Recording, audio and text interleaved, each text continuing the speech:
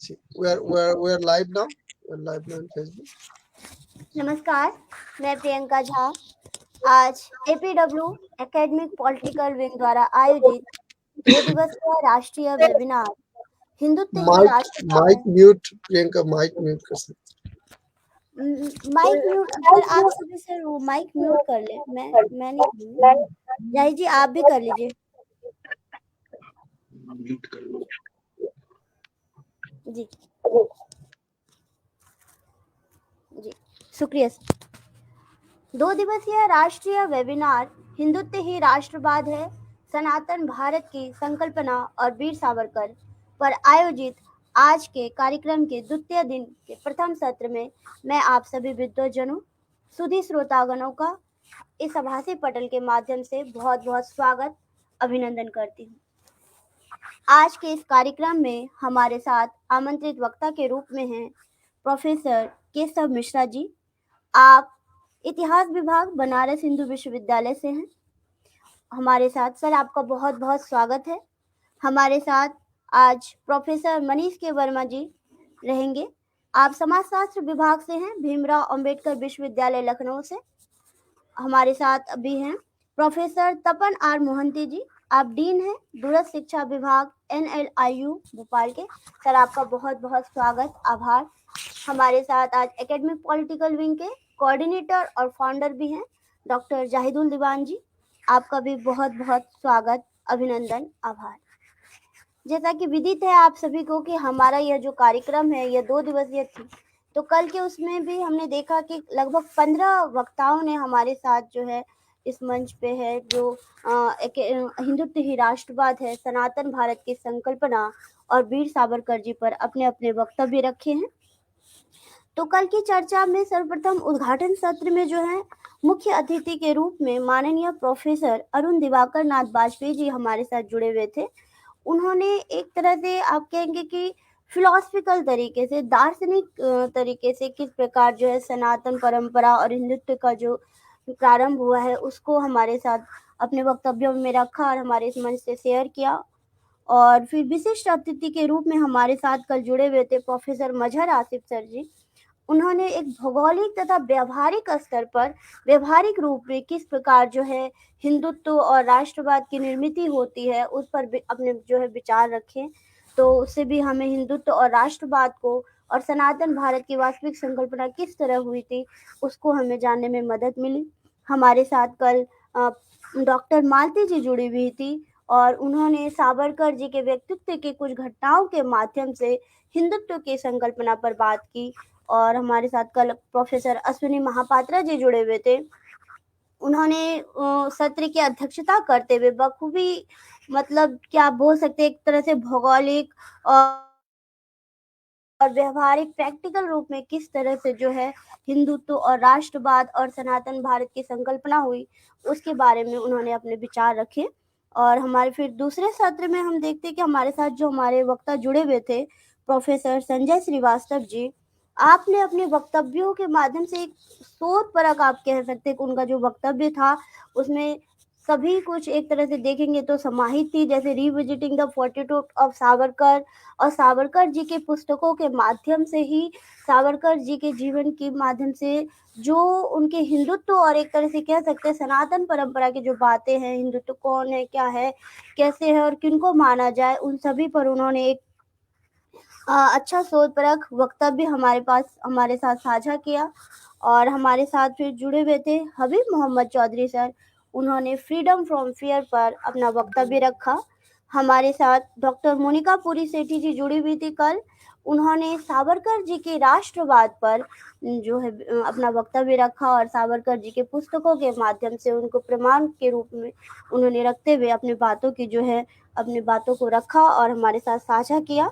हमारे साथ डॉक्टर ललित पांडे जी भी कल जुड़े हुए थे जिन्होंने वैदिक साहित्य के माध्यम से वैदिक साहित्य में जो लिखे हुए प्रमाण के साथ साझा किया। हमारे साथ कल प्रोफेसर विभूति भूषण मोहंती जी जुड़े हुए थे। उन्होंने बहुत एकदम शोध परक आप कह सकते हैं अध्ययन करते हुए उन्होंने जो अपना जो वक्तव्य रखा एकदम अच्छे से रखा। उन्होंने सावरकर जी के क्यों सोशल इक्वलिटी के बारे में, उनके जो विचारधारा थे उनसे किस प्रकार जो है समाज में इक्वलिटी और ये सब ला सकते हैं, उन सबको बताते हुए हिंदू और हिंदुत्व की जो अवधारणा है उसको स्पष्ट किया। और हमारे साथ कल प्रोफेसर वंदना झा जी जुड़ी हुई थी। मैम ने अपने वक्तव्यों के माध्यम से आप एक तरह से यानी साहित्य, हिंदी साहित्य, संस्कृत साहित्य, पाश्चात्य साहित्य, उनके माध्यम से और सावरकर जी के जो खुद के लिखे हुए, स्वयं के जो लिखे हुए पुस्तक है, उनके माध्यम से, उनके प्रमाणों के आधार पर जो है हिंदुत्व की जो राष्ट्रवाद है, हिंदुत्व राष्ट्रवाद और सनातन भारत की संकल्पना की एक बहुत ही अच्छी, आप एक कह सकते हैं, एक भूमिका तैयार करी उन्होंने और उनके बारे में स्पष्ट रूप से सरल सरल शब्दों के साथ हमारे साथ साझा किया। और हमारे साथ कल श्री चिरायु विजय पंडित जी जुड़े हुए थे, जिन्होंने जिनकी अभी एक पुस्तक आई है वीर सावरकर जी पर और एक उन्होंने एडिट भी किया है। तो उनका जो वक्तव्य था एक तरह से वो शोध परख ही हम बोल सकते हैं, क्योंकि उन्होंने जो किताब लिखी है उसके लिए भी उन्होंने बहुत अध्ययन किया है, शोध किया है, रिसर्च किया है, उसके बाद जो है उन्होंने वह किताब लिखी है। तो उन्होंने idea of India through Savarkar lenses के उस पर वक्तव्य रखा और उनका वक्तव्य बहुत अच्छा था। और हमारे साथ कल कीर्ति सुकीर्ति जी जुड़े हुए थे। उन्होंने राष्ट्रीय और अंतर्राष्ट्रीय प्रमाणों के आधार पर जो है हिंदुत्व और राष्ट्रवाद की जो अवधारणा है उसको स्पष्ट किया। इसी कड़ी में आज जो हम इस सत्र में जो चर्चा करेंगे, सनातन भारत की संकल्पना और वीर सावरकर जी पर, मैं प्रथम आमंत्रित करना चाहूंगी। Now I would like to invite professor Keshav Mishra ji, please. Before inviting him, I want to say a few words about him. Professor Keshav Misra is presently working as a professor in Department of History,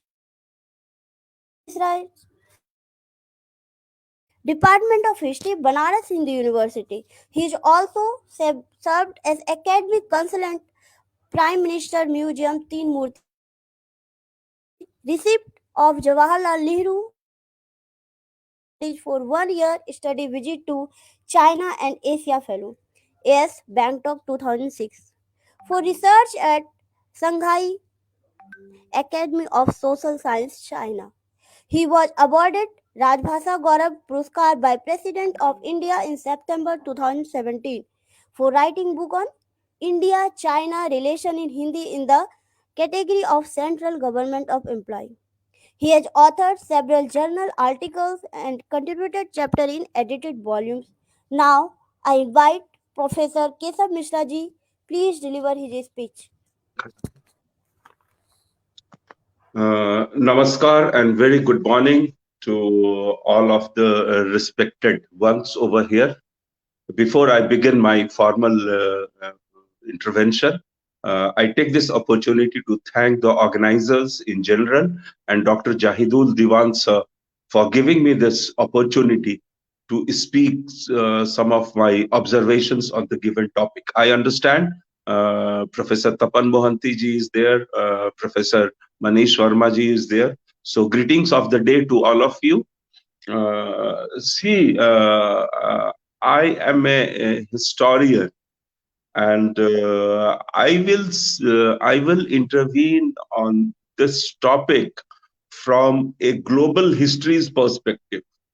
My arguments will have three strands of analysis.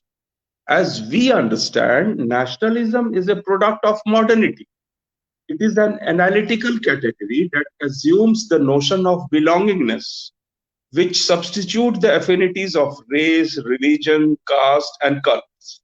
It is also hyphened with the state. The world is made up of nation states, and nationalism offers it an apparatus upon subsumed identities. State is apparent and visible on map, while nation is imagined. Therefore, it is both empirical and mingled with consciousness to situate the diverse collectivity in one notional philosophy of nation. Coming to Indian situation, as Indian civilization is one of the most ancient and glorious civilizations of the world. In modern times, any discussion on nation evokes cultural perspectives in the discourses in social sciences. At a time when India is undergoing multidimensional transformation, attempt has been made to situate those concepts in the backdrop of India in transition. The sentiment of nationalism is prevalent throughout modern time. The idea of political community with its own identity and history has existed in all civilizations and cultures. Undoubtedly, the idea is of more recent origin and is a result of changes in the modern Western system during the latter part of the 18th and first part of the 19th century. And in today's era of postmodernism, whereby the analytics they have suggested that we have to have incredulity towards meta narratives, it is very important, you know, to understand this theme. As a famous historian has defined, nationalism means primarily a principle which holds that the political and national units should be congruent. The ideology of nationalism builds on people's awareness of a nation to give a set of attitudes and a program of action. Therefore, official nationalism means patriotism and the defense of national sovereignty in international relations. Historically, the usage of the word nation and its associated concept, nationalism, dates from the 18th century. When we taught students in the global history, the first stage is related with the idea of the Enlightenment, specifically with the principle of self-determination of communities. This was primarily expressed in the writings of Jean-Jacques Rousseau. Later, John Stuart Mill emphasized on representative government. Simultaneously, very importantly, the printing press, mercantilism, and other materialistic developments, particularly aspirations of educated middle class, fueled the sentiment of nationalism. The second phase began with the evolution of idea of nationalism with the outbreak of the French Revolution of 1789. The slogan of liberty, equality, and fraternity charged the people, and out of this emerged idea of common citizens. It is important to comprehend the fact that nationalism rests upon a claim of historical continuity, which may be reversing back to founding movement, which will be real or imaginary. Therefore, Benedict Anderson called it imagined community. As such, the past, in terms of tradition, folklore, language, history, is invoked to provide material by intellectual and political leaders. Therefore, coming to the Asian thing, the nationalism evolved out of confrontation against imperialism, either through national movement or national liberation struggle. Largely in late 19th and early 20th century, it proliferated as a mass movement. Therefore, nationalism offered a concrete ideology due to the fact that it simultaneously gave both leaders and a follower a vision of a bright future out there with awesome power. Finally, the idea of nationalism is an effective tool in confronting anti-imperialism consciousness against foreign rule or indirect imperialist domination. Now, coming to the strand of Hindu nationalism, because it is very important to prepare an account of the rise and growth of ideology of Hindu nationalism without being judgmental about it. Scholars seem to agree that Hindu nationalism took its shape in 1920s, and Savarkar gave the ideology of Hindutva in 1923, which crystallizes the Hindu nationalist ideology. But it can be argued there can be history of Hindu nationalism before the Hindu nationalism of post-Hindutva came into existence. These constructions were getting transformed in various ways. The religion is always produced by power of social forces. It has some kind of autonomy of its own, and it can be said that formation of religious communities can be affected by a state formation. Therefore, after 1925, the Hindu nationalism developed along three axes: along the Rashtriya Swayamsevak line, along Hindu Mahasabha line, and along Hindu Congressman line. The last two can be clubbed together for the history of Hindu Mahasabha till late 1930s, when the site of Hindu Mahasabha politics shifted from northern India to Maharashtra, and the leadership changed from liberal Madan Mohan Malviya to Veer Savarkar, who has been, clubbed by someone's as hardliner. In 1920s, Malviya and other liberal Hindu leaders tried to work with the Indian National Congress. It is generally accepted that Hindu Sabha movement started in the Punjab by dominant Hindu commercial and religious elite, especially the Arya Samajists, which began this Hindu politics on the basis of national glory and the protection of broader Hindu community. The central argument put forward is the primary reason, in the opinion of scholars, had been that the Hindu elite had been threatened by the overall British hostility exemplified by the Land Alienation Act of 1901 and the expansion of the Muslim League. Therefore, it is very important to understand that the materialistic aspirations of Hindu elites was undergoing change. And as we have seen how Pandit Madan Mohan Malviya, he launched the agitation to change the code character of the earlier Persian rule. Therefore, language also became very important. After 1915, the act of the Punjab Hindu Sabha continued, but thereafter did not make much progress. Therefore, Hindu Mahasabha, which started with vigor after 1922, and the Gaya conference was very important after Kelkar and B.S. Manje were also outspoken, and Rajendra Prasad had quite a lot sympathy with the Hindu aspirations. I am aware of the professional historian's work by a professor who says that there is nothing wrong in espousing the cause of Hindu communitarian approach of nationalism. Many of the people, like Jeffrey Lott and others, they suggest that new Hinduism began with reformist movement of Brahmo Samaj, and this was reoriented by the Arya Samaj movement with revivalist movement. In the post-Khilafat days, the Hindu Sabha of Punjab and Hindu Mahasabha of United Province, they came together, and thus a Hindu Sabha emerged under Madan Mohan Malviya as a powerful Hindu organization. There was a lobby within Congress, and Hindu nationalism of Hindu Mahasabha variety remained with the Congress to espouse Hindu nationalist interests. It is very important, ladies and gentlemen. I'm not going into the details of Veer Savarkar because the two voluminous volume in which our writer he has recently produced magnum opus. I'm not committing into it. I will just urge the social scientists and analysts that this word Hindutva, it has got also a global analysis. After the collapse of USSR, after the end of Cold War, we see there are two works by two important scholars.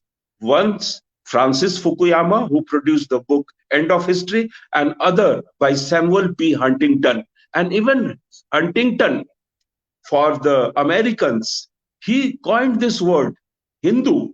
India was clubbed as a Hindu civilization. So, late 80s and early 90s, in all Southern Asia countries, we had seen this, flourishing of ethnic nationalism with culture content being behind it. And also, look at the international economic planners who, in poor light, they said India's Hindu growth rate, India's inability to overcome the people, pull out from the poverty line. So time has come. My argument is that late 70s and early 80s, the Pakistan military rulers, they joined hands with the communist leadership of People's Republic of China, and they have always launched proxy war against Indian ruling classes. The most shameful incident in Indian subcontinent is the hydra-headed monster of interstates intelligence of Pakistan. They have collided with the communist leadership, and they have always posed challenges for Indian sovereignty and India's territorial discourse.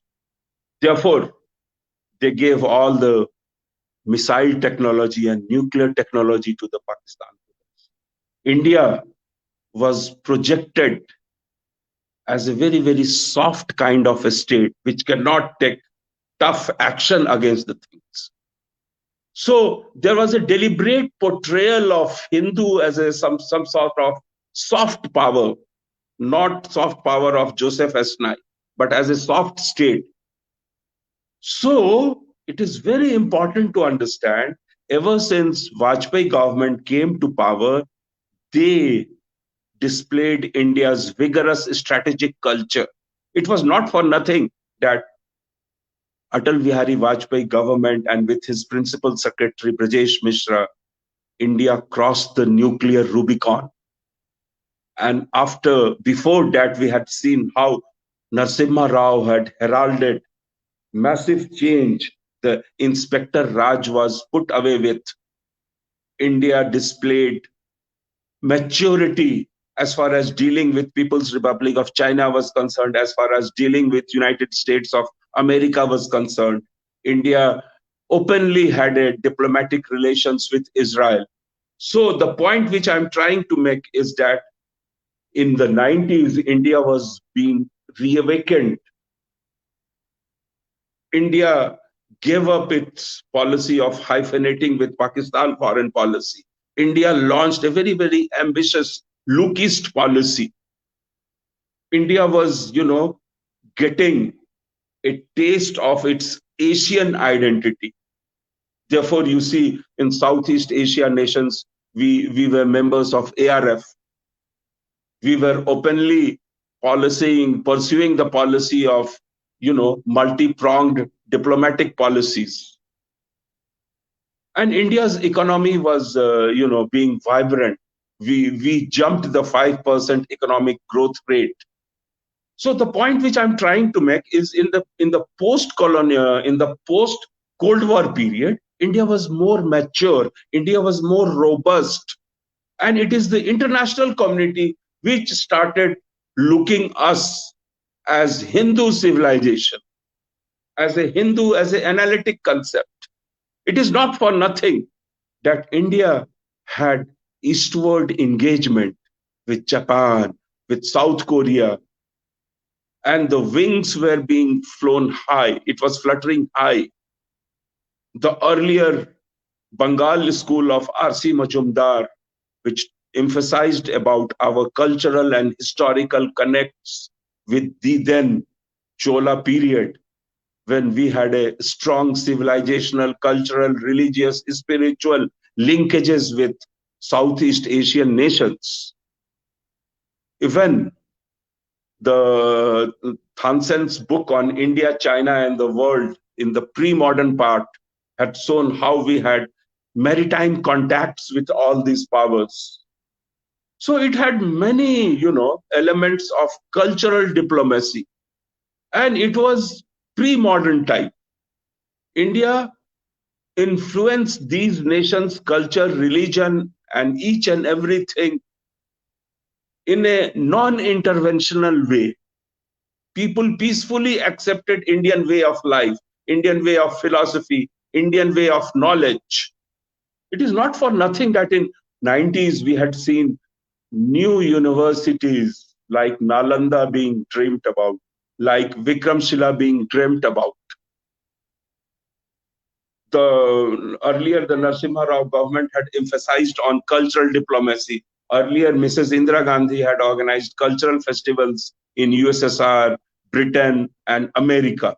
Therefore, there is a new awakening, new, you can say, new way of looking upon India, that it is no longer a country of snake charmers. It is a country with immense growth potential, which has been started realized. It is in this background that we will have to appreciate the role of the then Prime Minister Atal Bihari Vajpayee and his National Security Advisor Brajesh Mishra, who, from a point of strength after nuclear explosion of May 1998, hyphenated India's relations with USA. So the 2008 Nuclear Pact with civilian nuclear pact with America was a game changer. India was now giving up its historical inhibitions. And after that, after the assumption of new mandate to our Yashasvi Prime Minister Modi, Act East policy.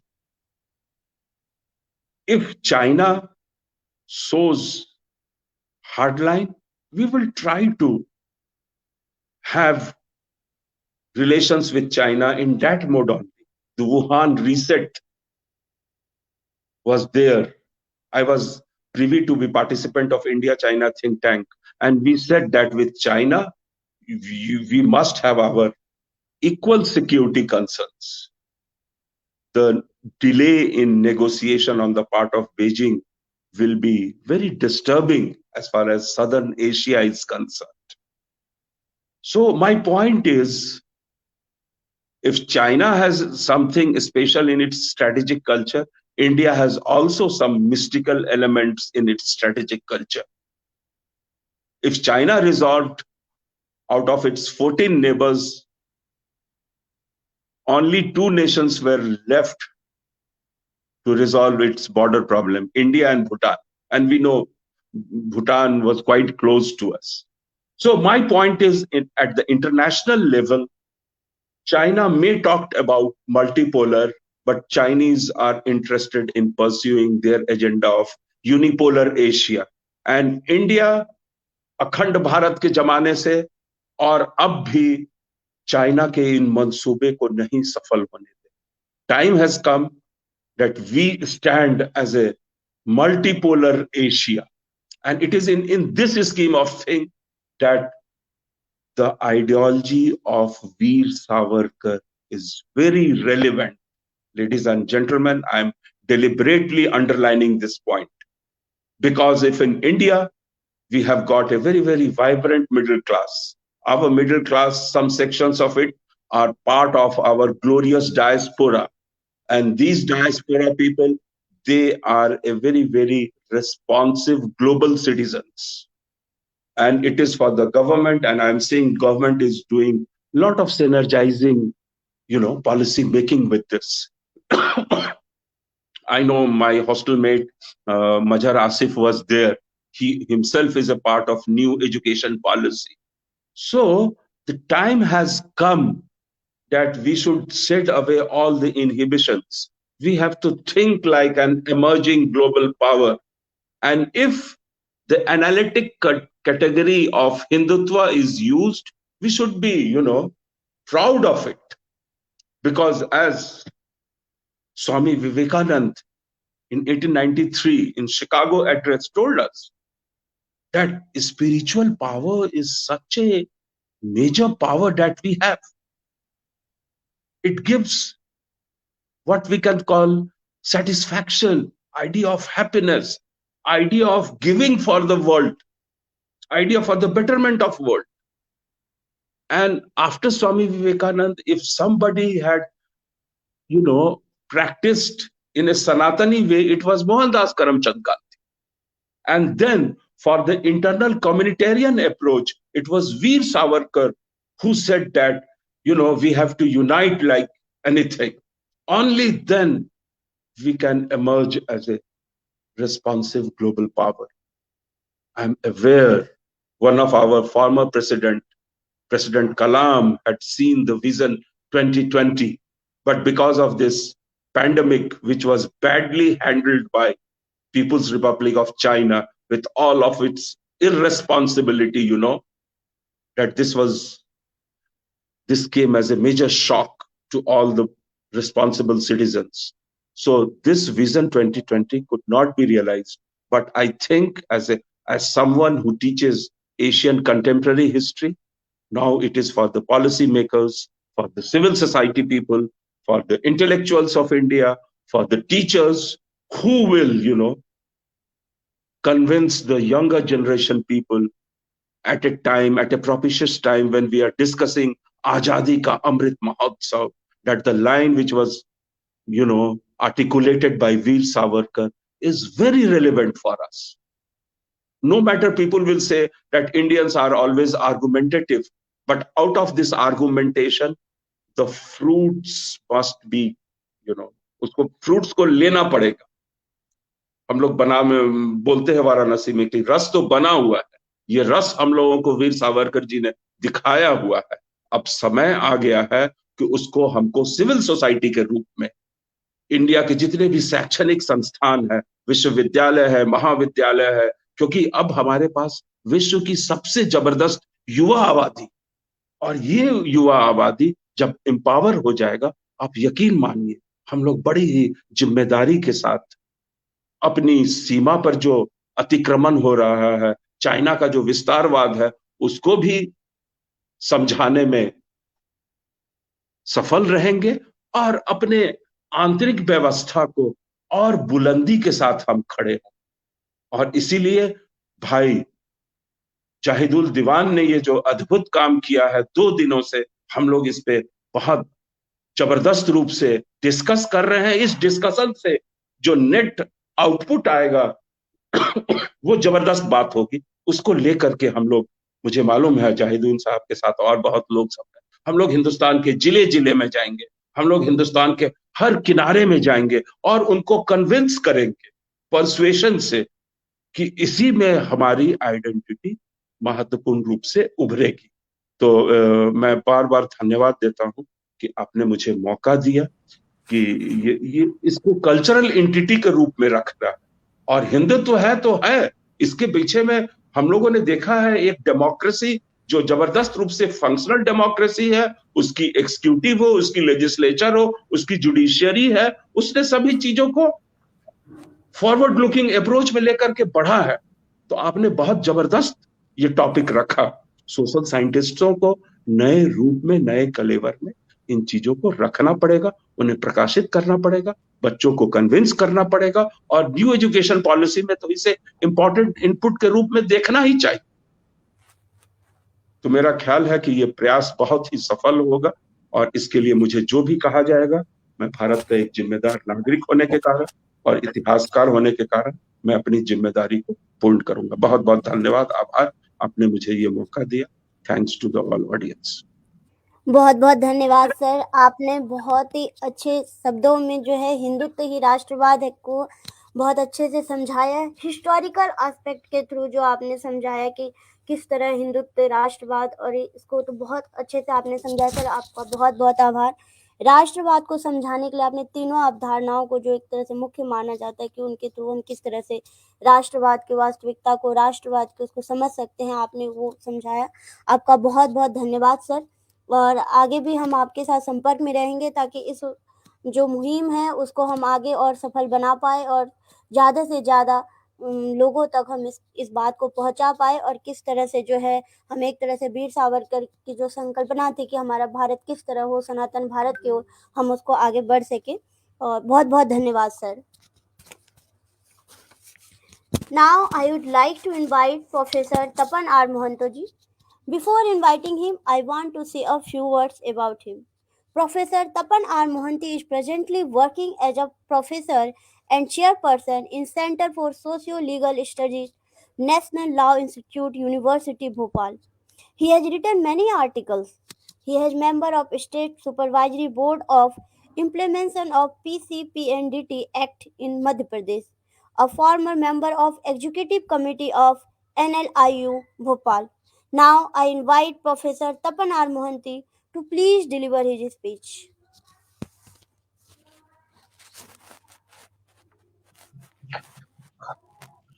Namaskar. Thank you, Priyanka. And thank you, Jahidul Bhai, for inviting me, for making me a part of this stupendous journeying towards our nationalism, our integration of the country, and integrating our youth with the objective of nationalism. We are listening from the last 2 days a number of speakers who have elaborated on the issue of nationalism and the issue of ideology of Savarkar sir, and of course the concept, the way we are going today, and the planning and development mechanism that we are doing with, are dealing with. uh, in developing a robust country, uh, which will lead to the world in coming days. There are, of course, problems, and the latest problems had been the COVID-19, which had somewhat disrupted not only in India's economic, but also the economy and politics and the world at large. But that's not my theme. Being a sociologist, uh, being in a law university and a legal student of law, I would look at the issue of nationalism from a broader socio-legal context. And the context is important to us today because there have been, as Hegel would say in his method of dialectics, there are theses and there are antitheses. For long, the ideology of Hindutva, the ideology of RSS has been called as an antithesis to the Indian nationality, to the Indian sense of understanding, to the Indianness. But I want to juxtapose that and contest that ideology because, as we discussing today, the Hindutva Rashtravad. Now you find out what is wrong with the ideal of Hindutva and whether the Indianness and Hindutva are different, and what was the clarion call made by Bir Savarkar when he talked about who is an Hindu, when he discussed about who is a Hindu. So are they are antithetical to the global concept? Are they are a Fijiparous context, or are they are without roots, or are they essentially destructive in nature? These are certain questions we need to ask and need to analyze systematically if you want to bring people into the mainstream of Hindutva and prepare them to face the challenges of upcoming times and to establish the ideology of Hindutva, the ideology of Indian nationhood, and the identity of Indians as one of, if not the supreme, but one of the best to have. So let's see how do I look at it, at the concept of nationalism and the concept of patriotism. Then, of course, we cannot discuss the idea of nationalism without discussing the concept of the state and the concept of nation. Now, some people say, for example, since 19 late 80s, 90s, there has been a flood of work about the concept of nationalism. Of course, there have been earlier understanding because when you look at the creation of Italy, formation of Italy in Mazzini, in Garibaldi, in France, we talk about, of course, there was a concept of nationalism. But the idea of nationalism as a important uh, dimension of our thought and our study and research has found stronger impetus in the 90s, particularly and late 80s, particularly when Gellner wrote his work on nationalism. And then, of course, there was people like much before that, because Gellner's work came in 1983, and before that there was a sociologist, a political thinker, Edward Sells, who also had an idea of nationalism, with the idea of nationalism. But these are two are contested by a much later writer in 1990s, that is 1994, by W. Conner. So we have to take into account of the identity of uh, Gellner's work, the concept of nationalism in Gellner, the concept of nationalism in Sills, and concept of nationalism in Conner. But also there is an, as my friend Professor Mr. was telling a few minutes ago, that another important aspect was Anderson's imagined communities. Now, all this put together, what type of understanding we find? And many people say the concept of nationalism is actually a concept of West. And they said because they understood nation in two terms. That first, the nation must have an identity of its own. And the second feature they talk about, that there must be a capacity to self-determinate. Now, when you think of nationalism as an identity, I think identity is more a cultural, which O'Connor and others talk about. That they talk about identities and mobilization towards that identity is a cultural phenomena. While the right to self-determination requires a political superiority, political concept, most in link with the notion of sovereignty. And therefore, people use the term together nation state to define a country. Now, it is this context, because as a sociologist again, I think, but what is that identity definable? The European notion of identity fixed on three entity, three dimensions, and three characteristics, you can say. That is, they talk about the common origin, ethnicity, and cultural identity. So they understood, and in that sense, as a sociologist, I find the distinction is porous if you look into the concept of community and the concept of nation. And indeed, it is interesting to say that in Western society, there are small countries almost like a communities, and therefore there could be a degree of integration, a degree of interaction. But when I look into the larger issues of nation, I think the idea when talking about common origin would take about where do you trace it? Is it about race? Now, if we think about a race, and race is almost a dethroned idea in recent times. We're not concerned about race. Of course, anthropologists in 1930s and 40s, anthropologists were preoccupied with the idea of race. So they want to physical characteristics of people. And that is what they define. And that is why when you think of a common origin, and where do we find a common origin? Only you can look at the recent past. Because if you look at the Global Genome Project, you find that the human race, there is nothing called common in per se. So that is why you find people in Maya civilizations, we live from South America, which has a link to the India. So therefore, the concept of common origin and the concept of ethnicity, as far as identity is concerned, are it's largely contested these days. But what is essential is that it has idea of culture. I will come back to the idea of culture, and the culture has a significant part in construction of identity when I get back into my second aspect of the lecture. Now, and that would say, what is this? And people like Michael Walzer talk about solidarity and social justice. It's the third dimension of when I look at the culture. But when we say the concept of nation and the concept of identity, it is Swami Vivekananda once said, that a country who lost its identity, who lost its history, who doesn't have pride on its past or a glorious past, is actually a dead nation, is a dead individual. That was exactly what happened to Indians, primarily during the period of colonialism, that is British colonialism, and before that, among the Mughal rule. So the whole idea of India was contested, whole idea of identity is context. Because India and identity and Indian identity are, I think, are very, very firmly related to each other. You cannot be an Indian without an identity. But what identity we are using today? We are using today as a political identity.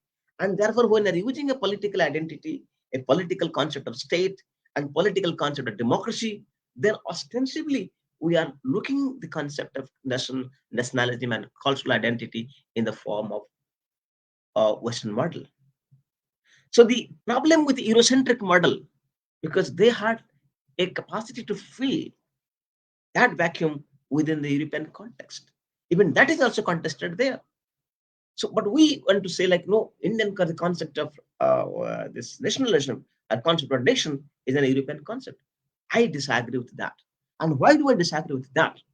Because we have enough literature, because we have enough evidence to suggest that the concept of nation that you are attributing to the Europe is not actually that. We have an Indian concept of that. For instance, I don't need to go anywhere else. I quote even recently the Mahakavi Kalidas. While he was writing his poems, what is defines in India? Have you ever tried to find out India? Probably many of us who haven't tried to find it out what is in India. And Kalidas writes, and I quote, Asti Uttarasyang Disi Nagadhiraj Devatatma Nama Himalaya Purva Parang Toyanidhi Prithivya Iba Manadanda. What does it say? That in the east of this great country lies in the north of this great country lie the greatest of greatest great mountains, Himalayas, who is the abode of gods. In the east and west, what are there? Payonidhi. This talk about waterways, the oceans. And we call about Bay of Bengal. It is not a Bay of Bengal. Many years ago, I am with pride and I say it was called Kalinga Sagar. And then there is Arab Sea. So in the both Bay of Bengal and this Arabian Sea, we had Payonidhi. much before the modern environmentalist or lawyers could say the water are the resources. It was Kalidas who said thousands of years ago that they were resources. That's center. And then it is the center of the whole universe, of whole civilization. So if you want to have an yardstick, that yardstick is India. That is the concept of India. Look about the concept on India we call Bharat. What is Bharat? Many of you would say the Bharat, or we also understood the Bharat becomes in the name of Sakuntala and the son Bharat. That's one argument. That's one way of looking at things. But I look at it linguistically.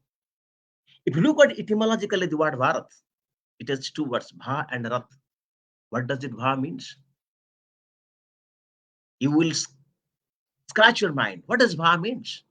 But if you are a student of Sanskrit, if you're a student of Indian culture, if you are a student of Hindu philosophy, if a student of Hindu tradition, if a student of Indian civilizations, then you would get to know one name of the goddess Saraswati, this universe of learning, the goddess of learning is a Bharati. So what does Va means?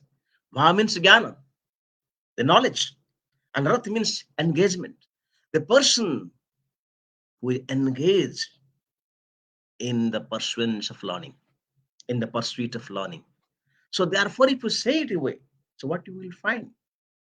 That Bharat refers to that land where the people are eternally engaged in the pursuit of knowledge. That is Bharat.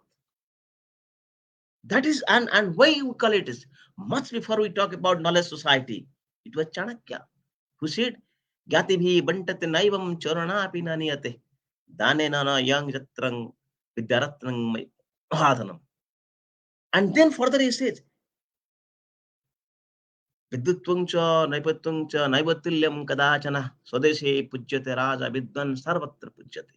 Now the whole idea of knowledge, because he concerns with the knowledge, that never compare with the wise man, with the knowledgeable man, with the king, because the king's empire may go one way, but the empire that is built by the knowledgeable person, the pandita, the sadhu, would never run out. Wherever he goes, what time it comes, he will always worship.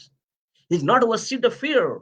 He's not worshipped of power, but he's worshipped of with realization. Today we are talking about Adi Shankaracharya. Of how many thousand years after talking about Adi Shankaracharya? Because his conceptualization, his understanding, his philosophy, and of course his philosophy of Acdeic remains even valid today. And this is the identity that India had as a culture, as a nation, as a country.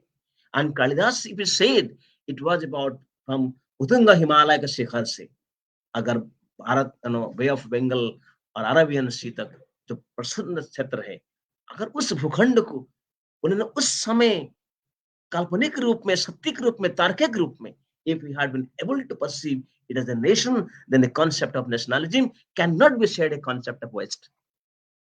I disagree and disagree with this evidence. Therefore, it is not that we have taken about it. And if Europe was about that identity in terms of ethnicity, our identity was not about ethnicity, our identity about culture. That is what Adi Shankaracharya did. That is why he started from Badrinath. That is why he established 4 mathas. Some people say it was Buddhism which started organized religion. I said no, Buddhism was organized religion through it is Biharas. True. Through its concept of Sangha. But if you look at Adi Shankaracharya, he established mathas much before than that. And therefore, in each matha, he established, much thought about it. He established those and trying to organize it and not bringing them together culturally, integrating. Even today, the head priest in Badrinath is from the south. So what is actually tells about? It tells about even those times we have tried to bring together a concept of culture, a concept of nationality, a concept of identity.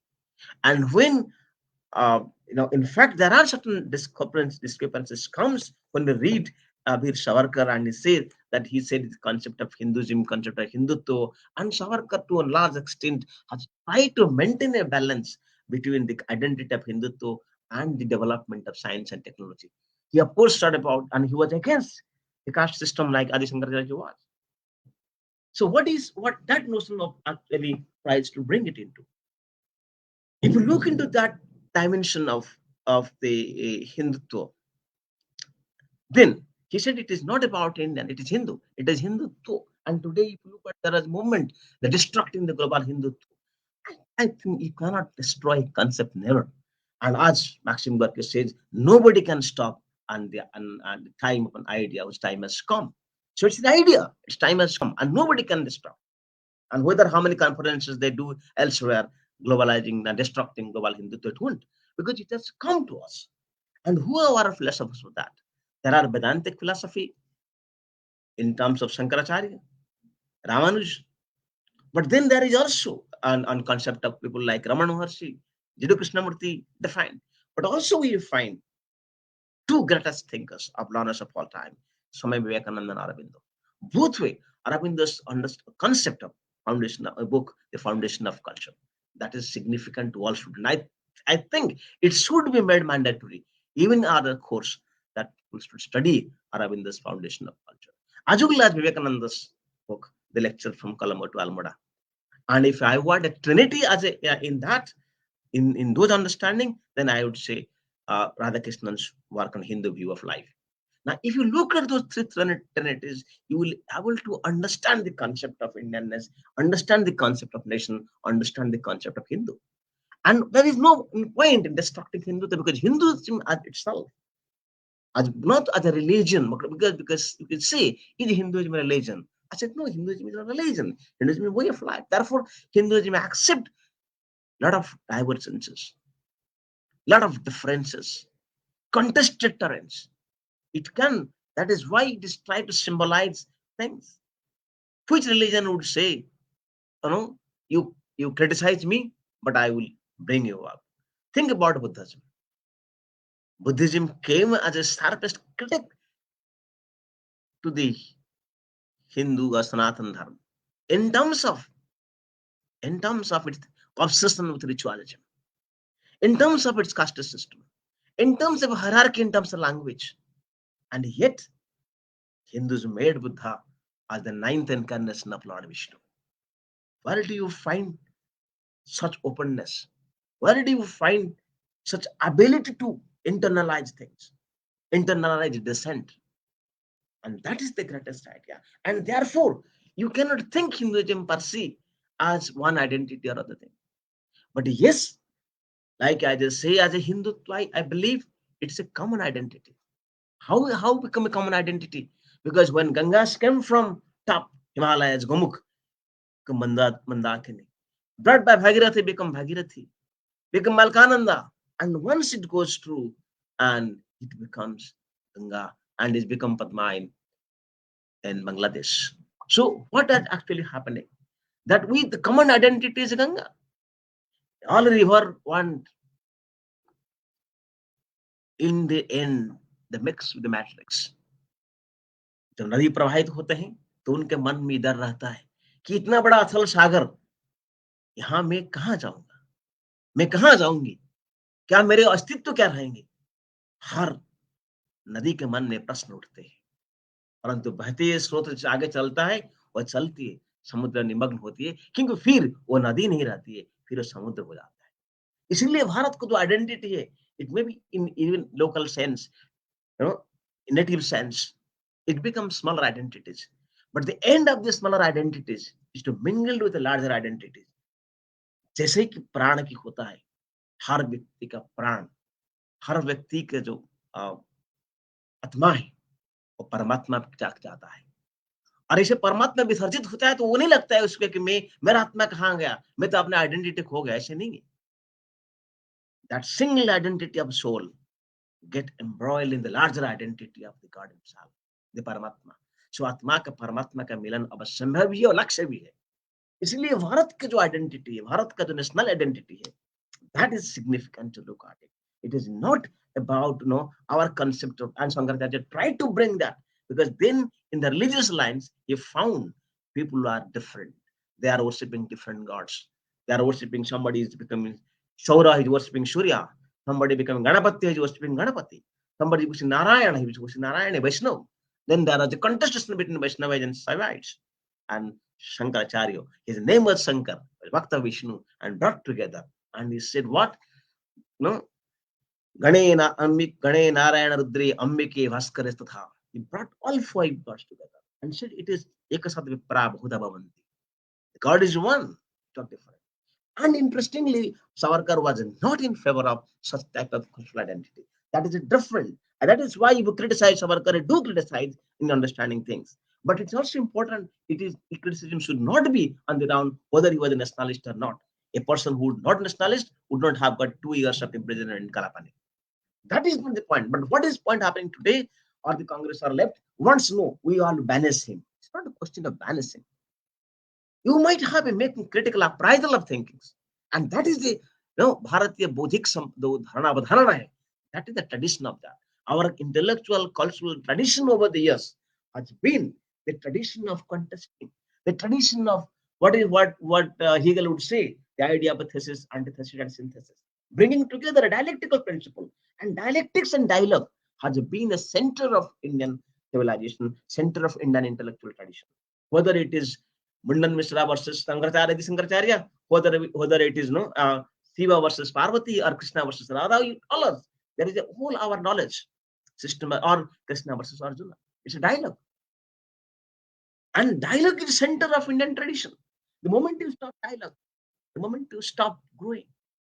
And that happens, that is what we learn, because that is the Indian concern. That is a Hindu identity. That is a Hindu belief.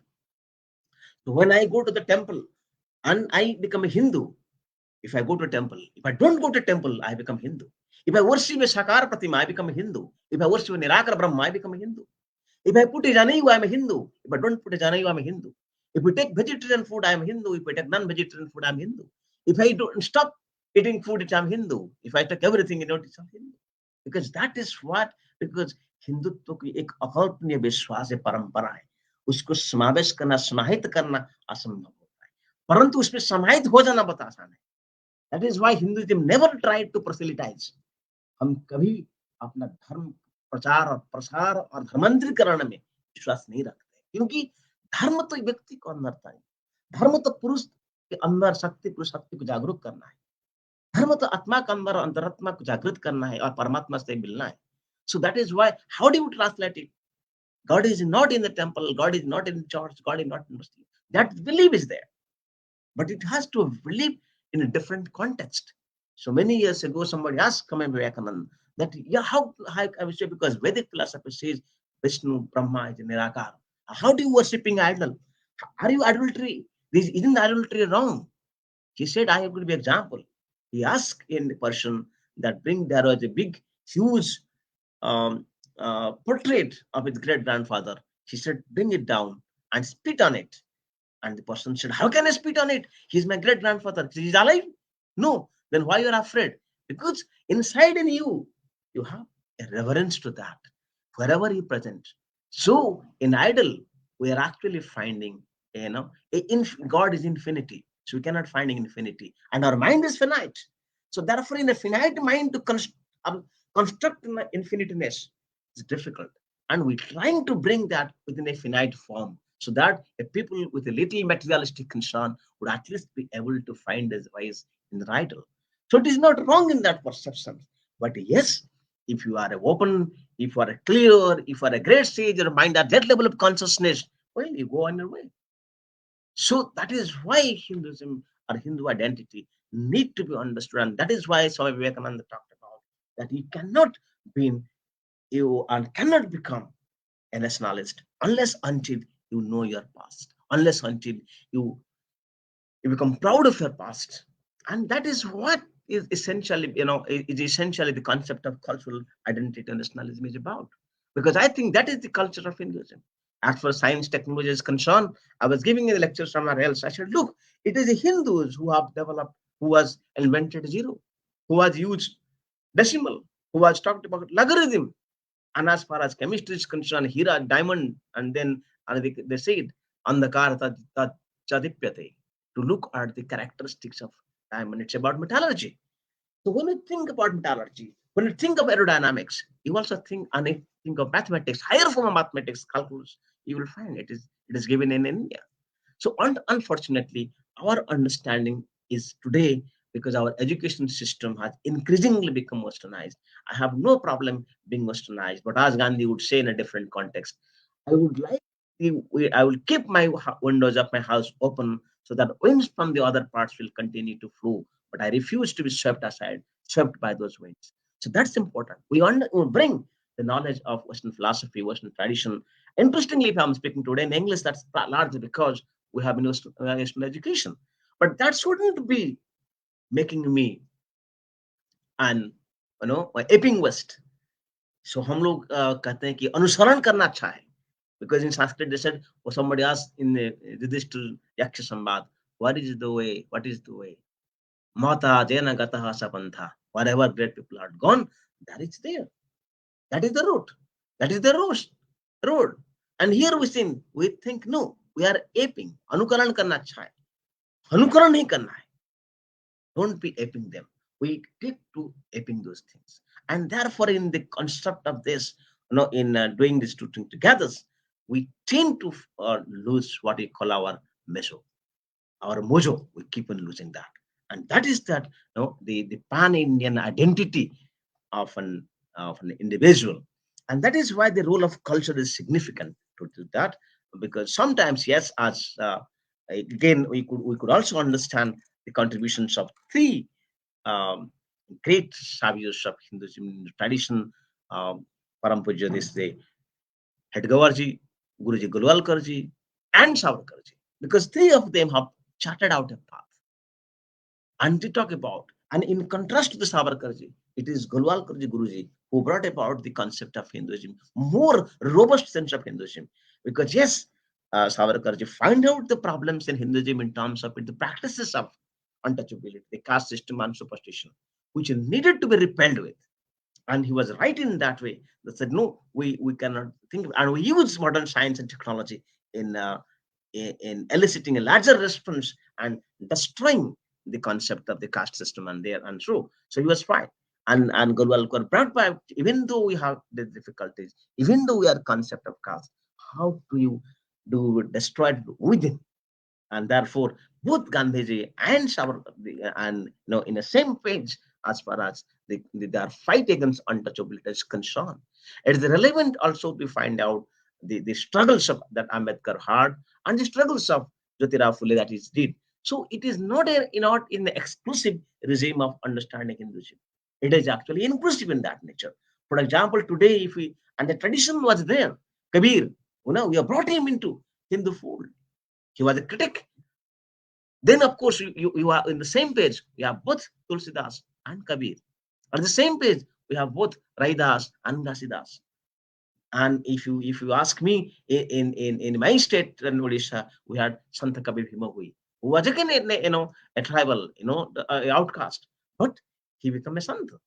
So the whole idea is not about in exclusivity; it is inclusive in it. And when are you doing that inclusivity, how much you are bringing that inclusivity to make a strong, vibrant culture? Because culture is by nature is composite. It's a flux. And there will be fluctuations. So when moving with the flux and fluctuations, the bringing together them it's important. And that is why I said my last part when I discussed about the people like Michael Walger, people like Wiley Kimlicka, people like Tamil who are bring the concepts of social solidarity and social justice. And I have given a small pen process for I discussed about Ambedkar, I discussed about Jyotirao Phule, but they are significant to us because they are the people who are realized the conditions, the oppression that happened. And the oppression was not a new one. And in fact, when people ask me about feminist movement, I tell unabashedly, if you ask me who is the first feminist, I would say without hesitation, it is Mirabai. Because she was the princess and widow, and yet she broken all the barriers to go to the public, to sing her song, to talk about Krishna, to talk about cult of bhakti, and bring people together. So in that sense, we have to bring those. There are barriers. There have been barriers that are melt. Of course, like every society, all societies, any society, any point of time, there are people who are interested in their self-interest, who are interested in creating hegemony. So there has been hegemony, and it was Mahavira, and it was Gautam Buddha who tried to break those hegemony in other ways. And similarly, the Sri the two of the Sri Chaitanya's kissed disciples were Nitai and Madhuri, who are scheduled caste people. And Chaitanya, Gauranga Mahaprabhu, we call it in our state, he was Brahmin. So it is not about that caste system has to work that way. And that is they bring mingle. And therefore we say today, there is no caste if you are become Vaishnava. And a Vaishnava, whoever caste may be, when it comes to the house, is given food right inside the house because there is no caste in that. So they use the religion, the religious identity, and bhakti as a cult to destroy the rigidity of caste system. And Ambedkar and Phule brought in terms in structural transformation of Indian society by destroying the caste system that way. And similarly, the concept people like Kimlika and others talk about the concept of social justice. Yes, solidarity can be possible without not without social justice. And social justice is an important part. I know for many years it has been. And obviously, as a machine works, there would be junks, there would be problems. So thousands of years today, I said, when you talk about Hinduism, you talk about a year, civilization 200 years, 300 years, 500 years. I have a civilization of 10,000 years of behind me. So in 10,000 years of this movement, there would be rust, there would be problems. And it is time we have to bring. So it's not throw the baby with the bathwater. We have, yes. So Phule and Ambedkar and many others have become our center, bring them the center of discourse and find out that the concept of nationalism is based on concept of social integration, concept of Hindu solidarity, and within the postal social justice. And in this sense, as a lawyer, I would say the law has played a very significant role in bringing about social justice and trying to social justice. At least, if you look at the Civil Right Act, if you look at our constitutional framework, the right to equality, and so. So we essentially find out, unleashing the potential of law, the power of law as an instrument of social transformation. And that is only makes our, people might question that this is happening, law is against this and against that. Probably there could be, of course, little bit halting here and there, but nonetheless, we must understand the potentiality of law in bringing social transformation and particularly in bringing social justice. So there are movements, there will be difficulties, are existing that people who have used to lead such a type of hegemonist life, and that hegemony will be difficult. And that is why the idea of nationalism would mean bringing togetherness. So when you read Savarkar, you have to like Marx. You read them two ways. We call early Marx and later Marx. Similarly, early Savarkar and later Savarkar. You read his early Savarkar writings when he was not necessarily when not as a what do you call influenced by the idea of Hindutva. He was writing about bringing together, and therefore, when he wanted the Hindu solidarity, he thought about the possibility of differences in thought, difference in ideology, difference in perspectives, and therefore he thought it is difficult to use that as an analogy, use that understanding to bring social solidarity. And therefore, he talked about science and technology. And it was Golwalkar who realized the potentiality within the religion, the cultural consciousness. I think it's important to understand the cultural consciousness and then use the concept of multiculturalism. There is like Kimlika and Taimur has brought about that dimensions. So we need to bring together both the social justice and multiculturalism and then create a fermentation in our religious consciousness, identity consciousness. And therefore, that will make us a better, stronger, more nation. And today, the time has come, and we say that as Vivekananda used to say, to become a Vishwaguru, the time has come because we have nothing except our knowledge. And we could, and if you have knowledge, it transcends all boundaries. So I talk about whether it is a culture, and the culture doesn't mean merely Hindu identity, because our culture and tradition also talk about music, also talk about songs, also talk about no dances. So you find Shiva in Nataraja as a dance. You find Krishna with Murli. You find Saraswati with Veena. So naturally, our concept of culture is inclusive of music, inclusive of dance, and inclusive of sound. So that is what the beauty of Indian culture. I don't think any other culture in the world has been so enriched with the versatility and with the dimension of dimensions of different priorities and different concepts and different indicators. So that is why to have a cultural identity today, I think it is not To become Hindu is not a negation of nation. In fact, or nationalism. In fact, to become Hindu is a reminder to us to realize our potential, to realize our ethos, to realize our foundation, and it become in itself. They are not contradictory; they are conciliatory, they are complementary concepts together. So I can become a Hindu, I can become nationalist, but probably the difficulty is that whether you can be nationalist without being Hindu. But then that notion too to be understood not as a dichotomous, because Hinduism becomes very liberal, open-ended, uh, what is called massified concept. It is not esoteric, as people say about. It is not esoteric. It is not mystical. It is in fact a open, vibrant cultural consciousness that puts the identity of India, its interest at the center of things. And therefore, when a Pandit or any ordinary individual goes to take bath, what he does, he says, he says, Gange cha Jamune Chivam Godavari Saraswati Narmadi Sindhu Kaveri Idani Saptanadani Dalitam Sannidha. And he says, Ajodhya, Mathura, Maya, Kashikanchi, Dwaravati. So you Panta Tirthani. So what is happening? This concept is not today's. Thousands of years ago, these concepts were there.